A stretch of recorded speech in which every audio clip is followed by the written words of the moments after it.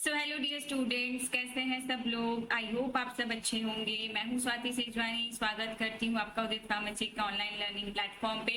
चल रही है हम लोगों की टॉप 20 की इम्पोर्टेंट सीरीज, जिसका पार्ट 4 आज मैं लेके आई हूँ। पार्ट 3 पिछले कुछ क्लासेस में हमने डिस्कस किया था। आज हम पार्ट 4 डिस्कस करने वाले हैं, जिसमें हम पढ़ने वाले हैं फार्मेसी लॉ एंड एथिक्स के क्वेश्चन नंबर 7 और 8।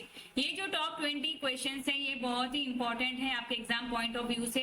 अगर आप इन्हें पढ़ के जाते हैं तो डेफिनेटली आपका पेपर बहुत ही अच्छा जाएगा। तो आइए शुरू करते हैं। पहला क्वेश्चन हमारा आज का है क्वेश्चन नंबर 7, जिसमें पूछा गया है what do you mean bye code of pharmaceutical ethics. आपका एक चैप्टर है जिसमें कोड ऑफ फार्मास्यूटिकल एथिक्स के बारे में दिया गया है, वहीं से क्वेश्चन आया है। What do you mean by code of pharmaceutical ethics? Write in brief about ethics for pharmacist in relation to his job. अब यहाँ पे आपसे पूछा गया है, एथिक्स पूछे गए फार्मासिस्ट के कि उसकी जॉब से रिलेटेड उसकी क्या नैतिकता है, उसके क्या कर्तव्य हैं, वो पूछा गया। तो शुरू करेंगे हम आंसर जो हमसे पूछा गया उसी से। यानी कि पहले हम बताएंगे कि कोड ऑफ फार्मास्यूटिकल एथिक्स होता क्या है। तो हम हेडिंग लिखेंगे code of pharmaceutical ethics. The code of pharmaceutical ethics is formulated bye PCI. जो कोड ऑफ फार्मास्यूटिकल एथिक्स हैं ये किसके द्वारा बनाए जाते हैं? पीसीआई द्वारा बनाए जाते हैं। पीसीआई आप सब जानते हैं क्या है? Pharmacy council of India. हमारे फार्मेसी प्रोफेशन का जो पूरा काउंसिल है, जो पूरी कमेटी है, उसे पीसीआई कहा जाता है। तो ये जो कोड्स हैं, कोड्स का यहाँ पे मतलब है रूल्स, नैतिकता के क्या क्या कर्तव्य होने चाहिए, क्या रूल्स होने चाहिए, वो है यहाँ पे कोड। तो जो भी कोड्स हैं हमारी फार्मास्यूटिकल नैतिकता के, हमारे एथिक्स के, वो किसके द्वारा बनाए जाते हैं? वो पीसीआई द्वारा बनाए जाते हैं।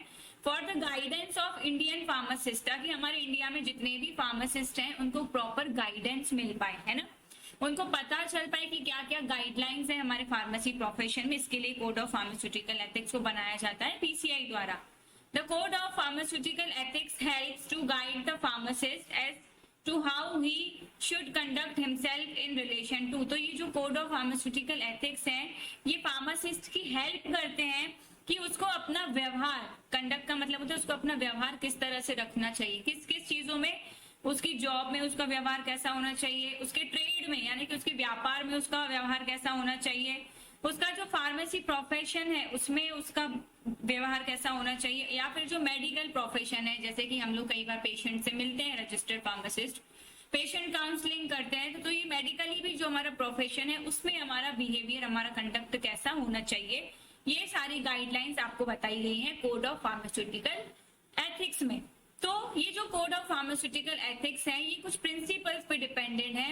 ये होते हैं हमारे एथिकल प्रिंसिपल। जैसे सबसे पहला एथिकल प्रिंसिपल होता है बेनिफिशियंस। हमारे फार्मासिस्ट यानी जो हम हैं, हमारा सबसे पहला नैतिक कर्तव्य सिद्धांत है बेनिफिशियंस, जिसका शुद्ध हिंदी में मतलब होता है अच्छा करना, हमेशा दूसरों का अच्छा सोचना। ये जो ब्रैकेट में लिखा है ये इसका मीनिंग है। बेनिफिशियंस का मतलब होता है डूइंग गुड। एक जो फार्मासिस्ट है उसका सबसे परम एथिकल प्रिंसिपल यही है कि वो अपने पेशेंट्स का, दूसरों का भला सोचे, अच्छा सोचे। दूसरा हमारा एथिकल प्रिंसिपल है वो है नॉन मेलेफिसेंस। कभी भी किसी को, दूसरे को हार्म करने का सोचना भी नहीं है। हार्म करना या नुकसान करना तो बहुत दूर की बात है, हमें किसी को कभी हार्म करने का सोचना भी नहीं है। तीसरा प्रिंसिपल आता है हमारा ऑटोनॉमी। ऑटोनॉमी का मतलब होता है रिस्पेक्ट फॉर पेशेंट चॉइसेस। कई बार पेशेंट हमारे पास आते हैं, हम उनको बहुत सारी चीजें बताते हैं, हम उनको जितने ऑप्शंस अवेलेबल होते हैं वो बताते हैं, लेकिन कभी भी हमें उसको फोर्स नहीं करना है कि नहीं आपको यही वाली दवाई लेनी है, इसी डॉक्टर से ट्रीटमेंट कराना है, यही वाला आपको कंप्लीट कोर्स लेना है। नहीं, आपको हमेशा पेशेंट की जो भी चॉइसेस हैं उसकी रिस्पेक्ट करके रखनी है, उसको कहा जाता है ऑटोनॉमी। चौथा जो प्रिंसिपल आता है वो आता है जस्टिस, मतलब न्याय, है ना, फेयरनेस एंड इक्विटी। सबको आपको समान भाव से देखना है ना, सबको आपको इक्वली देखना है, सब में आपको जो भी चीजें सर्विसेज प्रोवाइड करनी है वो इक्वली प्रोवाइड करनी है। पांचवा जो प्रिंसिपल है वो आता है वेरासिटी। वेरासिटी का मतलब होता है ट्रूथफुलनेस एंड ऑनेस्टी। कभी भी कोई भी सिचुएशन आ जाए आपको सच्चाई से हटना नहीं है और आपको अपनी ईमानदारी पे बरकरार रहना है। यही हमारे फार्मासिस्ट का फिफ्थ एथिकल प्रिंसिपल है। सिक्स्थ प्रिंसिपल आता है कॉन्फिडेंशियलिटी, यानी कि पेशेंट की प्राइवेसी को हमेशा आपको मेंटेन करके रखना है। कभी भी कोई भी सिचुएशन आती है other than law and order, मतलब जब तक कानूनी तरीके से आपसे पेशेंट्स की प्राइवेसी के बारे में नहीं पूछा जाता है आपको पेशेंट की प्राइवेसी को हमेशा मेंटेन करके चलना है, ना उसकी पेशेंट हिस्ट्री किसी को बतानी है, ना उसकी बीमारी के बारे में किसको बताना है, ना ट्रीटमेंट के बारे में बताना है। तो ये 6 हमारा प्रिंसिपल होता है, वो होता है कॉन्फिडेंशियलिटी को मेंटेन करके रखना। फर्स्ट क्वेश्चन में कोड ऑफ फार्मास्यूटिकल एथिक्स के बाद नेक्स्ट पार्ट उसी में ऐड था कि कोड ऑफ एथिक्स लिखिए फार्मासिस्ट के in relation to his job, यानी कि फार्मासिस्ट जो है उसका क्या कर्तव्य है उसकी जॉब से रिलेटेड। ठीक है, तो सबसे पहला पॉइंट जो आता है उसकी जॉब से रिलेटेड वो आता है कि उसका जो भी फार्मेसी स्टोर है या जो भी उसकी फार्मेसी है वो उसको कैसे कंडक्ट करता है, यानी कि कैसे रन करता है ना, कैसा वहां पे वो अपना आचरण रखता है, कैसा वहां पे वो अपना व्यवहार रखता है। The appearance of the premises should reflect the professional character of the pharmacy. तो appearance of the premises, premises का मतलब है जहाँ पे भी उसका बिजनेस है, जहाँ पे भी उसका शॉप है, तो जो भी premises है, ठीक है, उसकी जो appearance है वो ऐसा दिखना चाहिए कि हाँ ये कोई प्रोफेशनल शॉप है ना। तो जो भी प्रीमाइजेस है फार्मेसी की, फार्मासिस्ट की, उसको सबसे पहले दिखना चाहिए कि हमारा जो फार्मेसी है वो कैसा दिख रहा है, वो बिल्कुल प्रोफेशनल दिखना चाहिए। ठीक है, दूसरा उस पे जितने भी साइंस लगे होंगे, जितने भी नोटिस लगे होंगे, जितनी भी डिस्क्रिप्शन वाली चीजें वहां पे लिखी होंगी, जितने भी वर्डिंग्स लिखे होंगे, जो भी स्टेशनरी वहां पे लगा होगा, या जो भी इंडिकेशंस होंगे, यानी कि कई बार डायरेक्शंस शो करते हैं ना, या जो भी इंडिकेशंस होंगे वो बिल्कुल सिंपल होने चाहिए। हम कहते हैं ना सिंपल एंड सोबर, वही यहाँ पे है, उस बिल्कुल सोबर होना चाहिए। साइज उसका जो गाइडलाइन में बताया गया है वही होना चाहिए। डिजाइन भी ज्यादा ऐसे डिजाइनर नहीं होना चाहिए कि नाम ऐसे लिखवाया है दुकान का कि पढ़ ही नहीं पा रहा है। आप लोगों ने कई सारी गाड़ियों पे नंबर प्लेट्स ऐसे देखी होंगी कि नंबर ऐसा डिजाइनर लिखवाते हैं कि नंबर को हम पढ़ ही नहीं पाते, तो कई बार उनका चालान कटता है। तो इसी तरह से यहाँ पे भी होता है कि जो भी नाम, साइंस, इंडिकेशन आप यूज कर रहे हो बिल्कुल सोबर होना चाहिए, है ना। उसका साइज एकदम सही होना चाहिए, डिजाइन एकदम सही होना चाहिए, जो भी वर्ड्स या टर्म्स आप यूज कर रहे हो वो बिल्कुल सही होने चाहिए, कुछ भी उसमें गलत नहीं होना चाहिए। आगे क्या थी रिस्पॉन्सिबिलिटी या कोड ऑफ कंडक्ट आता है, एक नोटिस लगाना पड़ता है, और notice stating that dispensing under ESIS और any other such scheme sponsored by the government is displayed out at the premises. अगर आपका जो प्रीमाइसेस है उसमें कोई भी स्कीम या कोई भी सर्विस रन होती है सरकार द्वारा, जैसे यहाँ पे एग्जांपल दिया है ESIS, ये एक स्कीम है, एम्प्लॉइज स्टेट इंश्योरेंस स्कीम। अगर आपकी प्रीमाइसेस में ऐसी कोई भी स्कीम गवर्नमेंट की रन होती है तो आपको उसका एक नोटिस लगा के रखना है अपनी फार्मेसी में, या फिर कोई ऐसी दूसरी स्कीम है जो गवर्नमेंट द्वारा स्पॉन्सर है और आप अपने प्रीमाइसेस में उसको रन करा सकते हो या फिर करते हो, तो उसको आपको अपने प्रीमाइसेस में डिस्प्ले करके रखना है। ठीक है, कंडक्ट के बाद नेक्स्ट आता है उसका code of conduct, handling of prescriptions. जो भी प्रिस्क्रिप्शन आएंगे डॉक्टर के उसको हैंडल कैसे करना है ये भी कोड ऑफ एथिक्स में बताया गया है। मैंने prescription is presented for dispensing, जब भी कोई प्रिस्क्रिप्शन आता है ना, it should be received by a pharmacist. हमेशा फार्मासिस्ट ही उसको रिसीव करेगा, भले उसकी दुकान पे कितने ही नौकर रखे हुए हो, कितने भी लड़के रखे हुए हो, लेकिन जब भी प्रिस्क्रिप्शन आता है, हमने पहले भी पढ़ा है अपने हॉस्पिटल कम्युनिटी फार्मेसी में भी, जब प्रिस्क्रिप्शन पढ़ा होगा तब भी पढ़ा होगा कि प्रिस्क्रिप्शन जब भी आता है उसको हमेशा रजिस्टर्ड फार्मासिस्ट ही लेता है पेशेंट से, और वो ही सारा प्रिस्क्रिप्शन चेक करके पेशेंट्स को दवाइयां डिस्पेंस करता है। तो जब भी कोई प्रिस्क्रिप्शन आता है डिस्पेंसिंग के लिए वो हमेशा फार्मासिस्ट द्वारा लिया जाएगा विदाउट एनी डिस्कशन और कमेंट ओवर इट। इसमें बहस करने वाली या डिस्कशन करने वाली कोई बात होती ही नहीं है।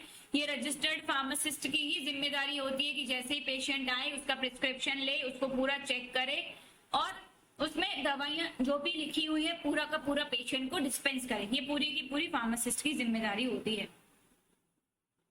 प्रिस्क्रिप्शन में ही नेक्स्ट क्या जिम्मेदारी होती है फार्मासिस्ट की, it is not the right of a pharmacist to add, omit or substitute any ingredient or alter the composition of a prescription without the consent of the prescriber।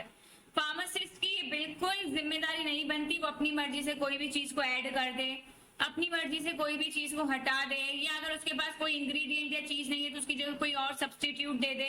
ये pharmacist का right बिल्कुल नहीं है। ना ही वो composition change कर सकता है। अगर डॉक्टर ने 500 mg लिखा है तो उसको 500 mg ही लिखना देना है, ना कि अपनी मर्जी से 600 mg वो कर सकता है। नहीं, प्रिस्क्रिप्शन में जैसा लिखा है उसको वैसा का वैसा दवाई देना है, बिना प्रिस्क्राइबर के, यानी प्रिस्क्राइबर का मतलब होता है डॉक्टर, बिना डॉक्टर के कंसेंट के जो फार्मासिस्ट है वो प्रिस्क्रिप्शन में से कुछ भी चेंज नहीं कर सकता, ना ही वो कोई चीज ऐड कर सकता है, ना कोई चीज हटा सकता है, ना कोई चीज सब्स्टिट्यूट कर सकता है। फार्मासिस्ट के पास ये राइट बिल्कुल भी नहीं होता है। नेक्स्ट आता है, in case of any obvious error in it due to any omission, incompatibility or overdosage, the prescription should be referred back to the prescriber for correction or approval.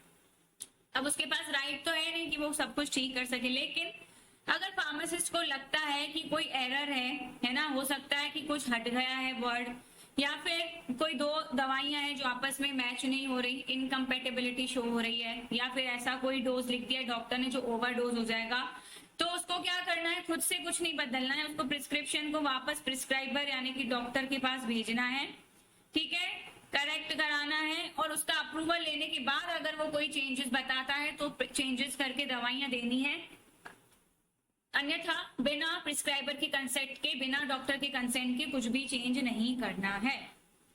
Prescription handling के बाद next code of conduct जो आता है वो आता है handling of drugs, कि drugs की कैसे हैंडलिंग करनी है, या फिर यहाँ पे हम मेडिसिन भी लिख सकते हैं कि मेडिसिन को कैसे हैंडल करना है ना।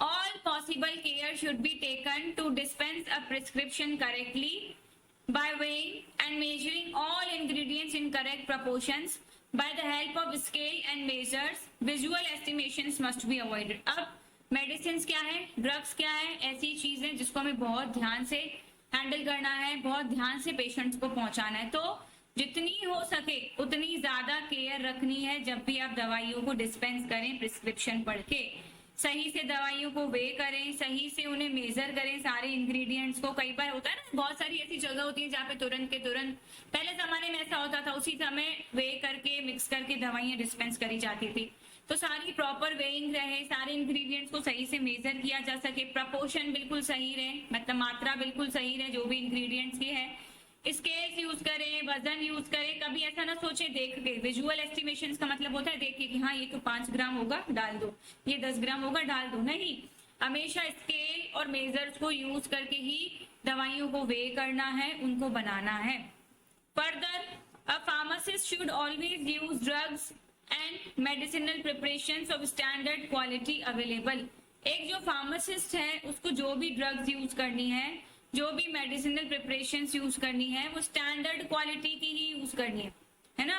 कभी भी उसको ऐसा नहीं करना कि चीप क्वालिटी की यूज कर ली, सब्स्टिट्यूट यूज कर लिया, नहीं, हमेशा जो भी ड्रग्स या मेडिसिन यूज करनी है वो स्टैंडर्ड क्वालिटी की ही यूज करनी है।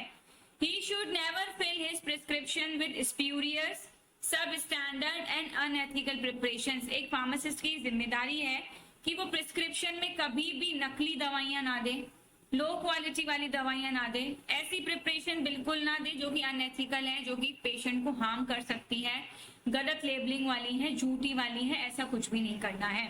ये सारे कोड ऑफ कंडक्ट होते हैं फार्मासिस्ट के जॉब से रिलेटेड, इतना आपको इस आंसर में लिखना पड़ेगा, है ना। आगे बढ़ते हैं। आगे बढ़ने से पहले मैं आपको जानकारी जानना चाहूंगी हमारे उदित फार्मेसी के क्रैश कोर्स के बारे में जो अभी रन हो रहा है आप सभी के लिए, आपके एग्जाम्स के लिए। ये हमारा जो क्रैश कोर्स है बहुत ही ज्यादा इंपॉर्टेंट है। अगर आपने साल भर कुछ भी तैयारी नहीं करी है तो आप हमारे क्रैश कोर्स ज्वाइन करके अपनी प्रिपरेशन को और बेटर बना सकते हैं। सिंपल, आपको प्ले स्टोर में जाना है, उदित फार्मेसी क्लासेस ऐप ढूंढना है, उसको इंस्टॉल करना है, साइन अप करने के बाद आपको हमारा क्रैश कोर्स परचेज कर लेना है। अगर आपको कोर्स खरीदने में कोई भी दिक्कत आती है, नीचे दिए हुए नंबर से आप कांटेक्ट कर सकते हैं। सुबह 8 से शाम के 6 बजे तक आपकी पूरी हेल्प करी जाएगी। तो देर किस बात की, जल्दी लीजिए सब्सक्रिप्शन। चलिए क्वेश्चन नंबर 8 पढ़ते हैं हम।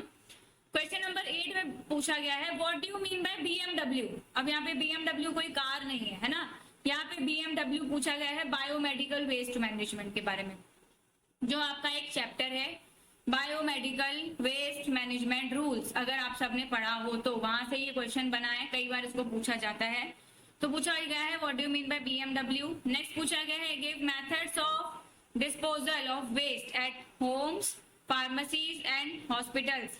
ठीक है, जो वेस्ट का डिस्पोजल हो रहा है वो होम में कैसे किया जाता है, फार्मेसीज में कैसे किया जाता है, हॉस्पिटल्स में कैसे किया जाता है, तो बायोमेडिकल वेस्ट मैनेजमेंट रूल्स के बारे में पहले हमको लिखना पड़ेगा, क्योंकि पहले हमसे पूछा गया है what do you mean by biomedical waste management. Heading लिखनी पड़ती है, जब भी हमसे कोई क्वेश्चन कुछ भी पूछा जाता है उसमें पहले हेडिंग लिखना पड़ता है। Biomedical waste refers to any waste. Biomedical waste का मतलब होता है कोई भी waste generated during the diagnosis, जो डायग्नोसिस के दौरान जनरेट हो रहा है, जो ट्रीटमेंट के दौरान जनरेट हो रहा है, जो इम्यूनाइजेशन के दौरान जनरेट हो रहा है, चाहे ह्यूमंस हो चाहे एनिमल्स हो, कोई रिसर्च एक्टिविटी हो, उसमें अगर किसी बीमारी की डायग्नोसिस में, यानी जो चेकअप होता है ना, डायग्नोसिस कहते हैं बीमारी का चेकअप, बीमारी को पता करने वाला प्रोसेस है ना। तो अगर डायग्नोसिस में, किसी के ट्रीटमेंट में, इम्यूनाइजेशन में जैसे इंजेक्शंस वगैरह यूज होती है, ये सब क्या है, बायोमेडिकल वेस्ट है ना। जो हैंड ग्लव्स निकलते हैं, जो पट्टियां निकलती हैं, जो सर्जरी के टाइम आइटम्स निकलते हैं, ब्लड निकलता है, ये सारे क्या है, बायोमेडिकल वेस्ट है। इसीलिए यहाँ पे क्या कहा गया है, कोई भी ऐसा वेस्ट जो डायग्नोसिस, ट्रीटमेंट या इम्यूनाइजेशन के दौरान निकलता है, चाहे ह्यूमंस हो चाहे एनिमल्स हो चाहे रिसर्च एक्टिविटीज हो, उसे बायोमेडिकल वेस्ट कहा जाता है। Proper management of biomedical waste is crucial to protect the environment and prevent the spread of infection. अब ये जो बायोमेडिकल वेस्ट है, इसका प्रॉपर मैनेजमेंट करना बहुत ज्यादा जरूरी है। क्रूशियल की जगह आप इंपॉर्टेंट भी लिख सकते हो, ताकि हम अपने वातावरण, अपने इन्वायरमेंट को बचा सकें और इन्फेक्शंस को फैलने से रोक सकें। स्प्रेड का मतलब होता है फैलना, ठीक है। जितने भी बायोमेडिकल वेस्ट हैं उनका प्रॉपर मैनेजमेंट करना बहुत जरूरी है, ताकि इन्वायरमेंट मैनेज रहे और इन्फेक्शंस जो है वो ना फैले। अगर मैं बात करूं आपको बायोमेडिकल वेस्ट मैनेजमेंट के टाइप्स बताने की, तो ये जो बायोमेडिकल वेस्ट मैनेजमेंट होता है, इसको अलग अलग डब्बों में, अलग अलग बॉक्सेस में सेपरेटली मैनेजमेंट किया जाता है, फिर इसको डिस्पोज ऑफ किया जाता है। जैसे कि आपको फर्स्ट वाला दिख रहा होगा ग्रीन बॉक्स, इसमें जितना भी जनरल वेस्ट है उसको फेंका जाता है, जैसे कि शार्प्स हो गए, यानी कि चाकू या ब्लेड हो गए, धार वाले, सर्जरी वाले, है ना, कोई माइक्रोबियल कल्चर हो गया, कोई डिस्कार्डेड आइटम हो गया, ब्लड हो गया, बॉडी फ्लूइड्स हो गए, कई बार यूरिन वगैरह भी निकलते हैं ना हॉस्पिटल्स में, वो हो गए, सिक्रीशंस हो गए, तो उसको ग्रीन बॉक्स में फेंका जाता है। येलो बॉक्स होता है इन्फेक्टेड वेस्ट के लिए, जैसे पैथोलॉजिकल वेस्ट हो गए, जो टेस्ट के दौरान निकलते हैं ना, टिश्यू हो गया, कोई ऑर्गन हो गया, कोई बॉडी पार्ट हो गया, है ना, कोई सॉइल्ड वेस्ट हो गया, मतलब मिट्टी में मिला हुआ कुछ हो गया, साइटोटॉक्सिक ड्रग हो गई जिससे सेल्स खराब हो सकते हैं। थर्ड आता है रेड बॉक्स, जिसमें इन्फेक्टेड प्लास्टिक रहते हैं। इसमें इन्फेक्टेड वेस्ट रहता है लेकिन इसमें प्लास्टिक रहता है ना, रेड वाले बॉक्स में, जिसमें सारे ऐसे आइटम्स रहते हैं जो कि प्लास्टिक वाले इन्फेक्टेड आइटम्स रहते हैं। ब्लू बॉक्स रहता है जिसमें आप खाली वाइल्स, एम्प्यूल्स, इम्प्लांट्स, ये सारी मेटल वाली चीजें या कांच वाली चीजें वो फेंकते हो। व्हाइट में आता है निडल्स, सिरेंजेस, है ना, जो कि छोटे छोटे ब्लेड्स हो गए, जो भी शार्प ऑब्जेक्ट्स हो गए, तो ये सारे अलग अलग बॉक्सेस को अलग अलग ट्रीटमेंट के लिए यूज किया जाता है कि अलग वेस्ट किस में रहेगा, निडल्स किस में रहेंगी, ब्लड प्रोडक्ट किस में रहेंगे, गीले पदार्थ किस में रहेंगे, सूखे पदार्थ किस में रहेंगे। तो ये category wise biomedical waste management को किया गया है। नेक्स्ट पूछा गया आपसे कि अगर आपके होम में, फार्मेसी में और हॉस्पिटल्स में कोई वेस्ट निकलता है तो आप उसको कैसे मैनेज करोगे, तो यही लिखना है, aspects related to pharma manufacture to disposal of pharma और या मेडिकल वेस्ट एट होम। कई बार आपके घर में भी मेडिकल वेस्ट निकलता है, अगर आपको छोटी मोटी चोट लगती है तो आप रुई से साफ करते हो, सैवलॉन, डिटॉल से साफ करते हो, बैंडेड लगाते हो, फिर बैंडेड उतारते हो, ये सब क्या है, ये सब भी मेडिकल वेस्ट है। तो अगर घर में ऐसा कुछ मेडिकल वेस्ट निकल रहा है तो उसको कैसे डिस्पोज ऑफ करना है, कैसे उसको खत्म करना है, वो हम यहाँ पे पढ़ रहे हैं। पहला कि कॉमन सोर्स क्या होता है ना, क्या क्या चीजें निकलती हैं घर में मेडिकल वेस्ट से। तो सबसे पहले घर में जो फार्मास्यूटिकल वेस्ट निकलता है वो निकलती है एक्सपायर्ड मेडिसिन।